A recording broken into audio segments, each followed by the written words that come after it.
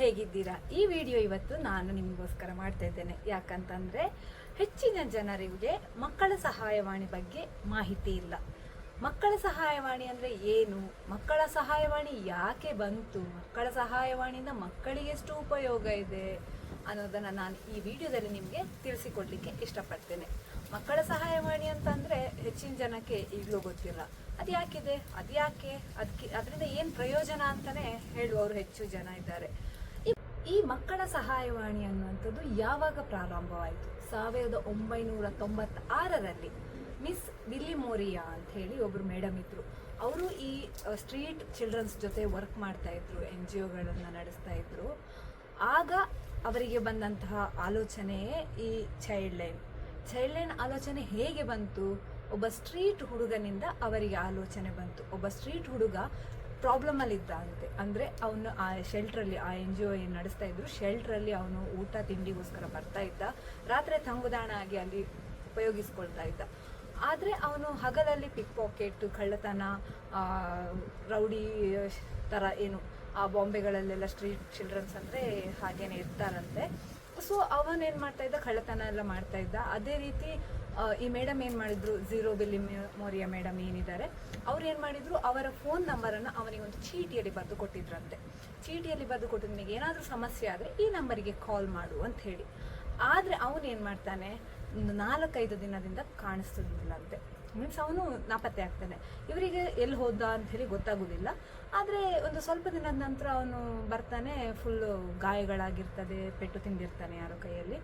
ಆಮೇಲೆ ಯಾಕೆ ಹೀಗೆ ಮಾಡಿಕೊಂಡೆ, ಎಲ್ಲಿ ನಿಂಗೆ ನಾನು ಫೋನ್ ನಂಬರ್ ಕೊಟ್ಟಿದ್ನಲ್ಲ, ಅದಕ್ಕೆ ಫೋನ್ ಮಾಡ್ಬೋದಿತ್ತಲ್ಲ ನೀನು ಅಂತ. ಅವನು ಹೇಳಿದ್ನಂತೆ, ಆ ನಂಬರ್ ಎಲ್ಲಿದೆ, ಆ ಚೀಟಿ ಇಲ್ಲ, ಮತ್ತು ನನಗೆ ಅದು ನೆನ್ಪಿಟ್ಕೊಳ್ಳಿಕ್ಕೂ ಕೂಡ ಆಗ್ತಿಲ್ಲ, 10 ನಂಬರ್ ಇದೆ ಅಲ್ವಾ, ಅದನ್ನ ಹೇಗೆ ನಾನು ನೆನ್ಪಿಟ್ಕೊಳ್ಳಿ ಅಂತೇಳಿ. ಅದಕ್ಕೆ ಮೇಡಮ್ ಹೇಳ್ತಾರಂತೆ, ಝೀರೋ ಬಿಲ್ಲಿ ಮೋರಿಯಾ ಮೇಡಮ್ ಹೇಳ್ತಾರೆ, ಹೌದಾ ಯಾಕೆ ನೆನ್ಪಿಟ್ಕೊಳ್ಳಿಕ್ಕಾಗಲಿಲ್ಲ ಅಂತ ಹೇಳಿದಾಗ ಆ ಹುಡುಗ ಹೇಳ್ತಾನಂತೆ, ನೀವು 10 ನಂಬರ್ ಕೊಟ್ಟರೆ ನಾನು ಹೇಗೆ ನೆನ್ಪಿಟ್ಕೊಳ್ಳಿ, ನೀವು 4 ನಂಬರನ್ನು ಕೊಡ್ಬೋದಲ್ಲ, 4 ನಂಬರನ್ನು ಹೇಗೆ ಕೊಡುವುದಂತ ಅವರು ಆಲೋಚನೆ ಮಾಡಬೇಕಾದ್ರೆ ಅವನೇ ಸೂಚಿಸ್ತಾನಂತೆ 10, 9, 8 ಅನ್ನೋ ರೀತಿಯಲ್ಲಿ. ಅದನ್ನು ಇವರು ಆಲೋಚನೆ ಮಾಡಿ ಆ ನಂಬರನ್ನು ಚೈಲ್ಡ್ ಲೈನ್ ಸಂಖ್ಯೆಯಾಗಿ, ಮಕ್ಕಳ ಸಹಾಯವಾಣಿ ಸಂಖ್ಯೆಯಾಗಿ 10, 9, 8 ಜಾರಿಗೆ ತರ್ತಾರೆ. 1996ರಲ್ಲಿ ಇದನ್ನು ಜಾರಿಗೆ ತರ್ತಾರೆ. ಈ ಮಕ್ಕಳ ಸಹಾಯವಾಣಿ ಅನ್ನುವಂಥದ್ದು ಎಲ್ಲೆಲ್ಲ ಕೆಲಸ ಮಾಡ್ತಾ ಇದೆ ಅನ್ನುವಂಥದ್ದು. ಈಗ ನಮ್ಮ ಕರ್ನಾಟಕ ರಾಜ್ಯದಲ್ಲಿ ಎಷ್ಟು ಜಿಲ್ಲೆಗಳಿವೆ, ಅಷ್ಟು ಜಿಲ್ಲೆಗಳಲ್ಲಿಯೂ ಒಂದೊಂದು ಕೇಂದ್ರವಾಗಿ ಮಕ್ಕಳ ಸಹಾಯವಾಣಿ ಕೆಲಸ ಮಾಡ್ತಾ ಇದೆ. ಫಾರ್ ಎಕ್ಸಾಂಪಲ್, ಇವಾಗ ನಮ್ಮಲ್ಲಿ ಪ್ರತಿಯೊಂದು ಜಿಲ್ಲೆಗಳಲ್ಲಿಯೂ ಒಂದು DC ಆಫೀಸ್ ಅಂತ ಇರ್ತದೆ. DC ಆಫೀಸ್ನಲ್ಲಿ ಜಿಲ್ಲಾ ಮಕ್ಕಳ ರಕ್ಷಣಾ ಘಟಕ ಅಂತ ಹೇಳಿ ಒಂದು ಮಕ್ಕಳಿಗೋಸ್ಕರ ಕಾರ್ಯನಿರ್ವಹಿಸ್ತಿರುವಂಥ ಘಟಕ ಇದೆ. ಅಲ್ಲಿ ಈ ಮಕ್ಕಳ ಸಹಾಯವಾಣಿಯ ಆಫೀಸ್ ಕೂಡ ಮರ್ಜ್ ಆಗಿದೆ. ಮುಂಚೆ ಮಕ್ಕಳ ಸಹಾಯವಾಣಿಯವರು NGOಗಳ ಅಂಡರ್ಗಳಲ್ಲಿ ಕೆಲಸ ಮಾಡ್ತಾ ಇದ್ರು. ಆದರೆ ಈಗ ಮಿಷನ್ ವಾತ್ಸಲ್ಯ ಅನ್ನುವಂತಹ ಒಂದು ಪ್ರೊಸೆಸ್ ಬಂದ ಮೇಲೆ ಈ ಮಕ್ಕಳ ಸಹಾಯವಾಣಿ ಕೂಡ ಜಿಲ್ಲಾ ಮಕ್ಕಳ ರಕ್ಷಣಾ ಘಟಕದವರೊಂದಿಗೆ ಸೇರಿಕೊಂಡು ಕಾರ್ಯನಿರ್ವಹಿಸ್ತಾ ಇದೆ. ಈ ಮಕ್ಕಳ ಸಹಾಯವಾಣಿಗೆ ಯಾರೆಲ್ಲ ಕರೆ ಮಾಡಬಹುದು ಅಂತ ಹೇಳಿ ಒಂದು ಕ್ವಶನ್ ಇರ್ಬೋದು ಹೆಚ್ಚಿನವರಿಗೆ. ಮಕ್ಕಳ ಸಹಾಯವಾಣಿಗೆ ಯಾರು ಬೇಕಾದರೂ, ನಮ್ಮ ದೇಶದ ಪ್ರಜೆ ಯಾರು ಬೇಕಾದರೂ ಕೂಡ ಕರೆ ಮಾಡಬಹುದು. ಯಾಕೆ ಕರೆ ಮಾಡಬೇಕು? ನಿಮಗೇನಾದರೂ ಸಂಕಷ್ಟದಲ್ಲಿರುವಂತಹ ಮಕ್ಕಳು ಕಂಡು ಬರ್ಬೋದು. ಈಗ ಬಾಲಕಾರ್ಮಿಕತೆ ಇರ್ಬೋದು, ಯಾವುದೋ ದೌರ್ಜನ್ಯಕ್ಕೊಳಗಾದ ಮಗು ಇರ್ಬೋದು, ಏನೋ ಈಗ ತುಂಬ ಊಟ ಕೊಡ್ತಾ ಇಲ್ಲ ಕೆಲವರು. ಈಗ ಫಾರ್ ಎಕ್ಸಾಂಪಲ್, ಈಗ ಶಾಲೆಗಳಲ್ಲಿ ಸರಿಯಾಗಿ ಟ್ರೀಟ್ ಮಾಡ್ತಾ ಇಲ್ಲ, ಮಕ್ಕಳಿಗೆ ಅವಮರ್ಯಾದೆ ಮಾಡ್ತಾ ಇದ್ದಾರೆ, ಅಥವಾ ತುಂಬ ದೌರ್ಜನ್ಯಕ್ಕೆ ಒಳಗಾಡಿಸ್ತಾ ಇದ್ದಾರೆ. ಅದೇ ರೀತಿಯಲ್ಲಿ ಮನೆಗಳಲ್ಲಿಯೂ ತುಂಬ ಮನೆಗಳಲ್ಲಿ, ಅಂದರೆ ಈಗ ಕೆಲವು ಮಕ್ಕಳಿಗೆ ಅಪ್ಪ ಅಮ್ಮ ಇರುವುದಿಲ್ಲ, ಯಾವುದೋ ಕುಟುಂಬದವ್ರ ಜೊತೆ ಬದುಕ್ತಾ ಇರ್ತಾರೆ, ಅವರ ಮಕ್ಕಳಿಗೆ ಸರಿಯಾದ ಶಿಕ್ಷಣ ನೀಡುವುದಿಲ್ಲ, ಅವರನ್ನು ದುಡಿಮೆಗೆ ಬಳಸ್ಕೋತಿದ್ದಾರೆ ಅಂತ ಇಟ್ಕೊಳ್ಳಿ. ಅಂತಹ ಮಕ್ಕಳನ್ನು ಕೂಡ ನೀವು, ಅಂಥ ಮಕ್ಕಳನ್ನು ನೋಡಿದಾಗ ನೀವು ಅಂಥ ಮಕ್ಕಳ ಮಾಹಿತಿಯನ್ನು ಈ 10, 9, 8ಕ್ಕೆ ಕರೆ ಮಾಡಿ ಮಾಹಿತಿಯನ್ನು ನೀಡಬಹುದು. ಮತ್ತು ಇವಾಗ ಫಾರ್ ಎಕ್ಸಾಂಪಲ್, ಈಗ ನೀವು ಬಸ್ ಸ್ಟಾಪಲ್ಲಿ ಕೆಲವು ಮಕ್ಕಳು ಪೆನ್ ಮಾರಾಟ ಮಾಡುವುದನ್ನು ನೋಡ್ತೀರಾ, ಭಿಕ್ಷಾಟನೆಗೆ ಇಳಿದಿರೋ ಮಕ್ಕಳನ್ನು ನೋಡ್ತೀರಾ, ಎಲ್ಲ ಬೀದಿ ಬದಿಯಲ್ಲಿ ಏನೂ ಇಲ್ಲದೆ ಇರುವಂಥ ಮಕ್ಕಳನ್ನು ನೋಡ್ಬೋದು. ಅಂದರೆ ಯಾರು ಇರಲ್ಲ ಮಕ್ಕಳ ಜೊತೆ ಅಂತ ಇಟ್ಕೊಳ್ಳಿ. ಅಂಥ ಮಕ್ಕಳನ್ನು ಕೂಡ ನೀವು ಈ 1098ಕ್ಕೆ ಕರೆ ಮಾಡಿ ಮಾಹಿತಿ ನೀಡಬಹುದು. ಈಗ ಕೆಲವರಿಗೆ ಇರ್ಬೋದು, ನಾವು ಮಾಹಿತಿ ಕೊಟ್ಟ ನಂತರ ಈಗ 1098ಕ್ಕೆ ಕಾಲ್ ಮಾಡಿ ಮಾಹಿತಿ ನೀಡ್ತೇವೆ, ಆ ನಂತರ ಆ ಮಕ್ಕಳನ್ನು ಏನು ಮಾಡ್ತಾರೆ ಅಂತ ಹೇಳಿ. ಆ ಮಕ್ಕಳನ್ನು ಏನು ಮಾಡಲ್ಲ, ಮಕ್ಕಳಿಗೆ ನೀವೇನಾದರೂ ಮಾಹಿತಿ ಕೊಡ್ತೀರಲ್ಲ, ಆಗ ಅವರು ಆ ಜಾಗಕ್ಕೆ ಭೇಟಿ ನೀಡಿ ಮಾಹಿತಿಯನ್ನು ಕಲೆಕ್ಟ್ ಮಾಡ್ತಾರೆ. ನೀವು ಹೇಳೋದು ಸತ್ಯಾಂಶವ ಅಥವಾ ಅಲ್ಲಿ ಏನು ಸತ್ಯಾಂಶ ಇದೆ ಅದನ್ನು ಅವಲೋಕನ ಮಾಡ್ತಾರೆ. ಮತ್ತು ಮಗು ಜೊತೆ ಮಾತಾಡಿ ಆಪ್ತ ಸಮಾಲೋಚನೆಯನ್ನು ನೀಡ್ತಾರೆ. ಅಕಸ್ಮಾತ್ ಮಗುಗೆ ಅಲ್ಲಿ ಪ್ರಾಬ್ಲಮ್ ಇದೆ ಅಂತ ಕಂಡಾಗ ಮಗುವನ್ನು CWC ಏನು ಮಕ್ಕಳ ಕಲ್ಯಾಣ ಸಮಿತಿ ಅಂತ ಇದೆ ಅದ್ರ ಮುಂದೆ ಪ್ರೊಡ್ಯೂಸ್ ಮಾಡ್ತಾರೆ. ಪ್ರೊಡ್ಯೂಸ್ ಮಾಡಿದ ನಂತರ ಆ ಮಗುಗೆ ಏನು ಅವಶ್ಯಕತೆ ಇದೆ, ಪೋಷಣೆ ರಕ್ಷಣೆ ಅಗತ್ಯ ಇದ್ದರೆ ಬಾಲಮಂದಿರಗಳಿಗೆ ದಾಖಲಾತಿ ಮಾಡ್ಬೋದು, ಅಥವಾ ಆ ಮಗುಗೆ ಅಲ್ಲಿಯೇ ಕುಟುಂಬದ ಜೊತೆ ಇದ್ದು ಏನು ವ್ಯವಸ್ಥೆ ಮಾಡ್ಬೋದು, ಆ ಮಗುಗೆ ಫ್ಯೂಚರ್ ಏನು ಪ್ರಾಬ್ಲಮ್ ಆಗದೇ ಇರೋ ರೀತಿಯಲ್ಲಿ ಹೇಗೆ ಸಹಾಯ ಮಾಡ್ಬೋದು ಅನ್ನುವಂಥದ್ದನ್ನು ಅಲ್ಲಿ ನಿರ್ಧಾರ ಮಾಡ್ತಾರೆ.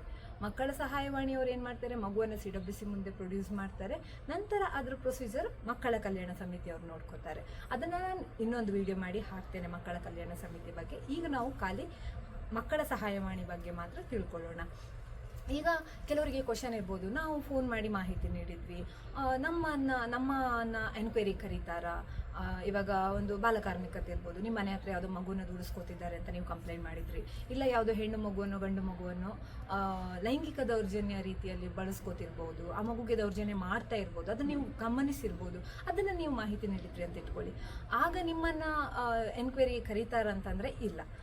ಮಕ್ಕಳ ಸಹಾಯವಾಣಿಗೆ ಯಾರು ಕರೆ ಮಾಡ್ತಾರೆ ನೋಡಿ, ಅವರ ಮಾಹಿತಿಯನ್ನು ಗೌಪ್ಯವಾಗಿ ಇಡಬೇಕು ಅಂತ ಹೇಳಿ JJ ಆ್ಯಕ್ಟ್ ಹೇಳ್ತದೆ.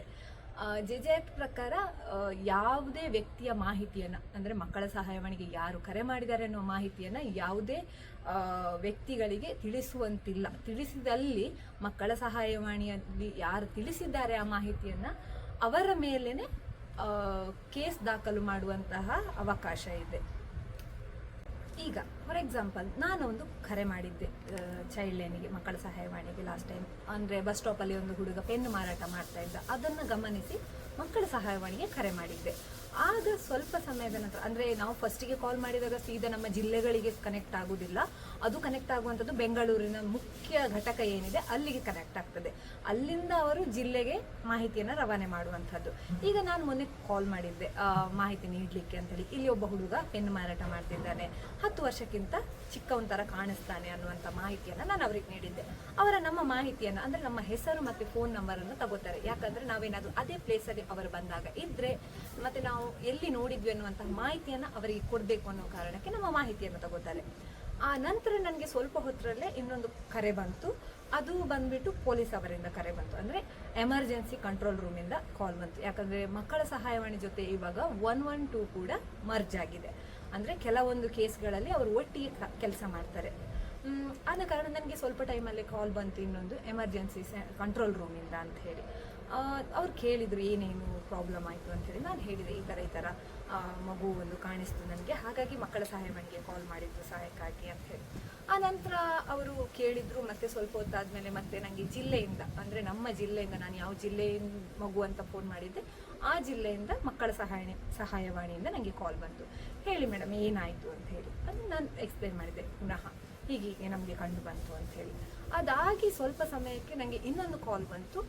ನಾನು ಎಲ್ಲಿಂದ ಕಾಲ್ ಮಾಡಿದ್ದೆ ನೋಡಿ ಅದೇ ಅಂಡರ್ ಆ ಸರೌಂಡಿಂಗ್ನ ಒಂದು ಪೊಲೀಸ್ ಸ್ಟೇಷನಿಂದ ನನಗೆ ಕಾಲ್ ಬಂತು. ಮೇಡಮ್ ನೀವು ಕಾಲ್ ಮಾಡಿದ್ರಂತೆ, ಹೇಳಿ ಏನು ಪ್ರಾಬ್ಲಮ್ ಆಯಿತು, ಹುಡುಗ ಎಲ್ಲಿದ್ದಾನೆ, ಅಂದರೆ ಏನೇನು ನಾವು ನೋಡಿ ನಾವು ಕಂಪ್ಲೇಂಟ್ ಮಾಡಿದ್ವಾ 109ಗೆ ಫೋನ್ ಮಾಡಿ ಅದನ್ನು ಅವರು ವಾಪಸ್ ಕೇಳಿದರು. ನಾನು ಅದನ್ನು ಮಾಹಿತಿ ಕೊಟ್ಟೆ, ಇಲ್ಲಿ ಸರ್ ಬಸ್ ಸ್ಟಾಪಲ್ಲಿ ಈ ಲ್ಯಾಂಡ್ ಮಾರ್ಕ್ ಅಂತ ಹೇಳಿ. ಅದಾದ ನಂತರ ಅವರೇನು ಮಾಡಿದರು, ಆ ಪ್ಲೇಸಿಗೆ ಬಂದು ಆ ಹುಡುಗನನ್ನು ನೋಡಿ ಮಾತಾಡಿದರು. ನೋಡಿದರೆ ಅವರು ಹಿಂದಿಯವರಾಗಿದ್ದರು. ಅವರೇನೋ ಜಾತ್ರೆ ಇತ್ತು ಅಂತ ಈ ಕಡೆ ಬಂದವರು ಬಸ್ ಸ್ಟಾಪಲ್ಲಿ ಪೆನ್ ಮಾರ್ತಾಯಿದ್ರು ಅಂಥೇಳಿ. ನಂತರ ಅವರು ಪೊಲೀಸವರು ಅವರಿಗೆ ಪೇರೆಂಟ್ಸ್ನವರಿಗೆ ಮಾಹಿತಿ ನೀಡಿದರು, ಹೀಗೆಲ್ಲ ಮಾಡಬಾರ್ದು ಇಲ್ಲಿಂದ ಅಂಥೇಳಿ. ಮತ್ತು ಅವರಿಗೆ ವಾರ್ನು ಕೂಡ ಮಾಡಿದರು, ಈ ಥರ ಮಾಡೋದು ತಪ್ಪು, ಇಲ್ಲಿ ಈ ಥರ ಮಾಡಲಿಕ್ಕಿಲ್ಲ, ಮಕ್ಕಳನ್ನು ಈ ಥರ ಭಿಕ್ಷಾಟನೆ ಇರ್ಬೋದು, ಪೆನ್ ಮಾರಾಟ ಇರ್ಬೋದು, ಆ ಥರ ಬಳಸ್ಕೊಳ್ಳಿಕ್ಕೆ ಬಾರ್ದು ಅನ್ನುವಂಥ ಮಾಹಿತಿಯನ್ನು ಅವರಿಗೆ ನೀಡಿದರು. ಇದೆಲ್ಲ ಒಂದು ಪ್ರೋಸೆಸ್, ಅಂದರೆ ನಮ್ಮ ಜಿಲ್ಲೆಗಳಲ್ಲಿ ನಡೀತಾ ಇದೆ, ನಮಗೆ ಕೆಲವರಿಗೆ ಗೊತ್ತಿಲ್ಲ.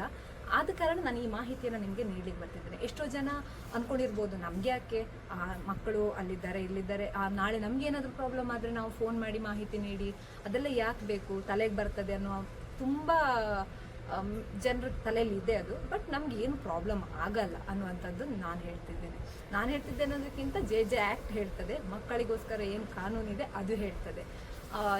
ನಿಮಗೆ ಯಾವ ಮಕ್ಕಳು ಪ್ರಾಬ್ಲಮಲ್ಲಿದ್ದು ಕಂಡು ಬಂದರೆ ದಯವಿಟ್ಟು ಮಕ್ಕಳ ಸಹಾಯವಾಣಿಗೆ ಕರೆ ಮಾಡಿ ತಿಳಿಸಿ. ದಯವಿಟ್ಟು ನಿಮ್ಮ ಮುಂದೆ ಇಂತಹ ಮಕ್ಕಳು ಕಂಡು ಬಂದರೆ, ಅನಾಥ ಮಕ್ಕಳಿರ್ಬೋದು, ಸಂಕಷ್ಟದಲ್ಲಿರೋ ಮಕ್ಕಳಿರ್ಬೋದು, ಏನಾದರೂ ಸಮಸ್ಯೆಯಲ್ಲಿ ಇರುವಂತಹ ಮಕ್ಕಳು ನಿಮ್ಮ ಕಣ್ಮುಂದೆ ಕಂಡು ಬಂದಲ್ಲಿ, ಅಥವಾ ನಿಮ್ಗೆ ಯಾರೋ ಹೇಳ್ತಾರೆ ಇಲ್ಲಿ ಹೀಗಿದೆ, ಆ ಮಗುಗೆ ಈ ಥರ ಪ್ರಾಬ್ಲಮ್ ಆಗ್ತಿದೆ ಅಂತೇಳಿ ನಿಮ್ಗೆ ಯಾರಾದರೂ ಹೇಳಿದರೆ ಅವರಿಗೂ ಕೂಡ ಮಾಹಿತಿ ನೀಡಿ. ಈ ಥರ ಮಕ್ಕಳ ಸಹಾಯವಾಣಿ ಅಂತ ಹೇಳಿ ಇದೆ, ಅದಕ್ಕೆ ಕಾಲ್ ಮಾಡಿ ನಾವು ಇನ್ಫಾರ್ಮೇಷನ್ ಕೊಡುವ. ಅವರು ಆಗ ಬಂದು ಏನು ಪ್ರಾಬ್ಲಮ್ ಇದೆ ಅಂತ ಹೇಳಿ ಅವಲೋಕನ ಮಾಡ್ತಾರೆ ಅಂತ ಹೇಳಿ. ಹಾಗೆ ನಿಮಗೂ ಅಂತ ಮಕ್ಕಳು ಕಂಡು ಬಂದರೆ ದಯವಿಟ್ಟು ಕಾಲ್ ಮಾಡಿ. ನಿಮ್ಮ ಹತ್ತಿರದ ಪೊಲೀಸ್ ಸ್ಟೇಷನ್ಗೂ ಕೂಡ ಮಾಹಿತಿ ನೀಡ್ಬೋದು. ಆದರೆ ಹೆಚ್ಚಿನವರಿಗೆ ಭಯ ಇರ್ತದೆ, ನಮ್ಮ ಮಾಹಿತಿ ಅಂದರೆ ನಾವು ಮಾಹಿತಿ ಕೊಟ್ಟವರನ್ನು ಏನಾದರೂ ನಾಳೆ ಕರೆದು ಯಾಕೆ ನಿಂಗೆ ಯಾಕೆ ಅಂತ ಜೋರು ಮಾಡ್ತಾರೆ ಅನ್ನುವಂಥದ್ದು. ಆ ಥರ ಇದ್ದಾಗ ನಾವು ಮಕ್ಕಳ ಸಹಾಯವಾಣಿಗೇನೆ ಕರೆ ಮಾಡಿ ಮಾಹಿತಿ ನೀಡ್ಬೋದು. ಆಗ ನಾವು ಯಾರು ಅಂತೇಳಿ ಗೊತ್ತಾಗೋದಿಲ್ಲ ಯಾರಿಗೂ. ಇಂತಹದ್ದೇ ನಾನು ಮಕ್ಕಳಿಗೆ ಸಂಬಂಧಪಟ್ಟಂಥ ವಿಡಿಯೋವನ್ನು ಮುಂದೆ ಹಾಕ್ತಾ ಇರ್ತೇನೆ. ಮಕ್ಕಳ ಡಿಪಾರ್ಟ್ಮೆಂಟಿಗೆ ಸಂಬಂಧಪಟ್ಟಂಥ ವಿಡಿಯೋವನ್ನು ನಿಮಗೆ ಮಾಹಿತಿಯನ್ನು ನೀಡಲಿಕ್ಕೆ, ನಿಮಗೆ ತಲುಪಿಸಲಿಕ್ಕೆ ನಾನು ಪ್ರಯತ್ನ ಮಾಡ್ತೇನೆ. ಹೆಚ್ಚಿನ ಮಾಹಿತಿಯನ್ನು ಪಡ್ಕೋಬೇಕಂದ್ರೆ ನೀವು ನನ್ನ ಚಾನಲ್ನ ಸಬ್ಸ್ಕ್ರೈಬ್ ಮಾಡಬೇಕು, ಮತ್ತು ನೋಟಿಫಿಕೇಷನ್ ಬರುವ ಹಾಗೆ ಬೆಲ್ ಐಕಾನ್ನ ಕ್ಲಿಕ್ ಮಾಡಬೇಕು. ಅದೇ ರೀತಿಯಾಗಿ ನಾನು ನಿಮ್ಮಲ್ಲಿ ಕೇಳ್ಕೊತಿದ್ದೇನೆ, ನನ್ನ ಚಾನಲ್ನ ಸಬ್ಸ್ಕ್ರೈಬ್ ಮಾಡಿ, ಹಾಗೆ ಸಪೋರ್ಟ್ ಮಾಡಿ. ಇನ್ನೂ ಹೆಚ್ಚು ವಿಡಿಯೋಗಳನ್ನು ಹಾಕಲಿಕ್ಕೆ ಅದು ನನಗೆ ಇನ್ನೂ ಕೂಡ ಎನ್ಕರೇಜ್ ಮಾಡಿದ ಹಾಗೆ ಇರ್ತದೆ. Thank you.